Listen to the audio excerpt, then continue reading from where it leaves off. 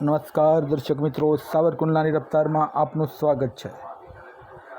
ભાવનગરના સેવાભાવી યુવાન શાહરૂખ પઠાણની નિસ્વાર્થ, નિખાલસ અને ઉદાત્ત ભાવનાને આજે ભાવનગરના લોકો દિલથી સલામ કરી રહ્યા છે।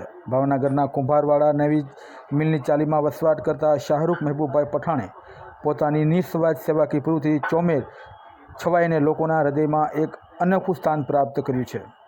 શાહરૂખભાઈ પોતાના શહેરમાં આ ધોમધકતા તાપની અંદર અબોલ પક્ષીઓ માટે ચણ, બાજરો, પાણીના કુંડા, ચકલીઓ માટે માળા અને કૂતરાઓ માટે બિસ્કિટ ગાંઠિયાની વ્યવસ્થા સુનિયોજિત રીતે પૂરી પાડી પોતાનું અમૂલ્ય સમયનું તેમજ શારીરિક અને આર્થિક યોગદાન ખરા અર્થમાં આપીને માનવતાની મહેક પ્રસરી રહ્યા છે।